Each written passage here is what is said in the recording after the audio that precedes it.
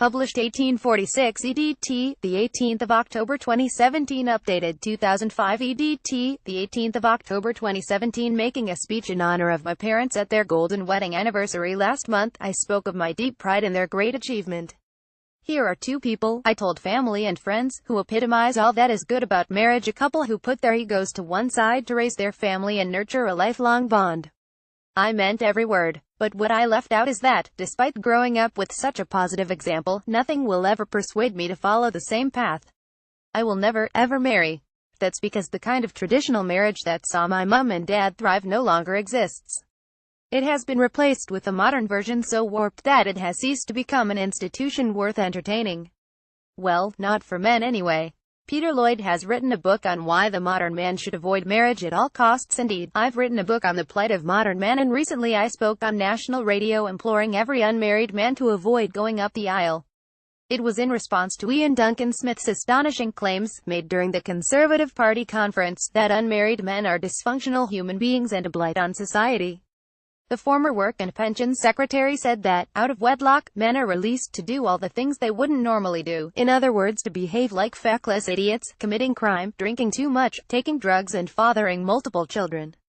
What nonsense. Marriage doesn't fix or sustain men. I'd argue it does the very opposite, so weighted are our divorce laws towards women. To illustrate my point, I suggested that a man might as well find a woman who hates him and buy her a house to live in, while he grubs around in a bedsit. Because, in my view, that's the brutal reality of what marriage does to men.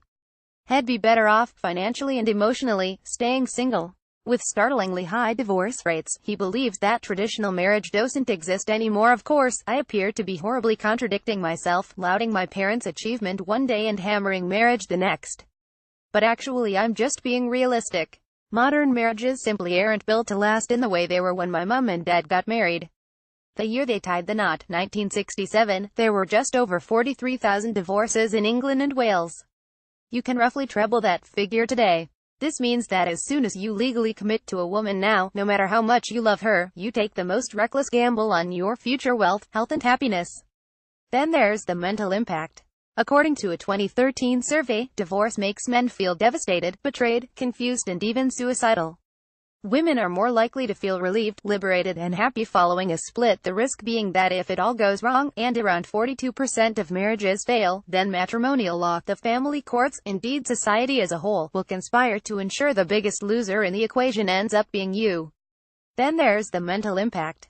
According to a 2013 survey, divorce makes men feel devastated, betrayed, confused and even suicidal. Women are more likely to feel relieved, liberated and happy following a split. Research by Yorkshire Building Society showed that, 2 years after a divorce, 41% of men were still sad. For women the figure was just 33%. Those figures don't surprise me. I have a friend who was married for just 3 years when his wife filed for divorce. She never worked and the house was solely in his name, but because they had a 1-year-old, she gets to live in it until the child turns 18 or finishes full-time education. In 1976 there were just over 43,000 divorces in England and Wales. It is now 3 times more. He now lives in a studio flat and works constant overtime trying to pay his rent, the mortgage plus child support. Meanwhile, she still doesn't have a job. Another friend, who divorced more than 10 years ago, was recently taken back to court because his ex-wife wanted more money after racking up credit card debts. Incredibly, she won, and he had to cough up another £12,000, plus legal fees, despite the fact they haven't been married for a decade. I know someone else, a successful lawyer, who's been paying maintenance to his first wife longer than he's been married to his second.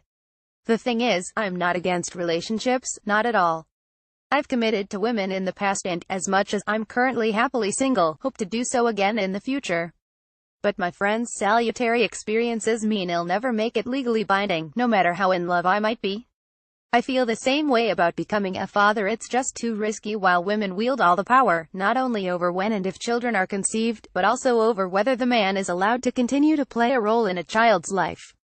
Think about it. The minute a man puts a ring on it, as the song goes, he stands to lose his home, access to his children and a huge chunk of his pension, too.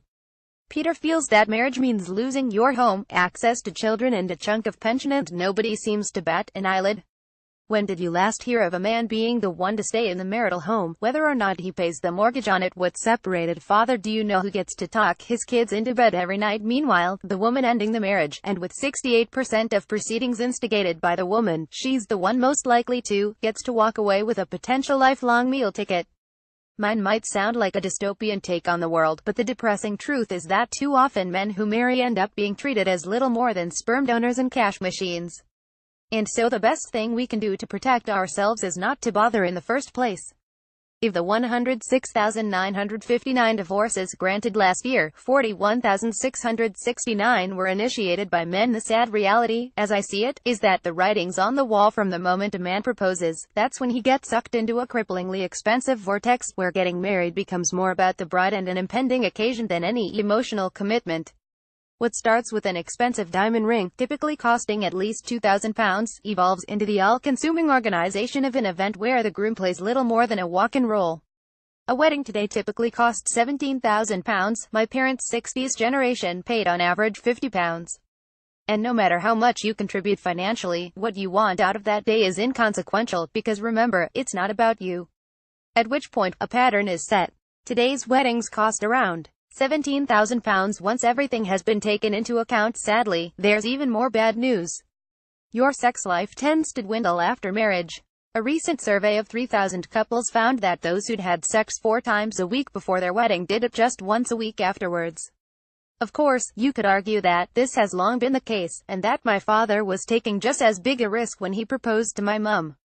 But when they embarked on marriage, my parents shared the same expectations of it, while respecting what each was bringing to the table. They worked as a team, with Dad the breadwinner and Mum happy to stay at home raising my 3 older sisters and me. It's an unfashionable opinion to express, but to me what they had was true equality. Even if it happens to be the kind that modern feminism balks at. Peter Lloyd is the author of Stand By Your Manhood, which is available for £8.99 from all good bookshops.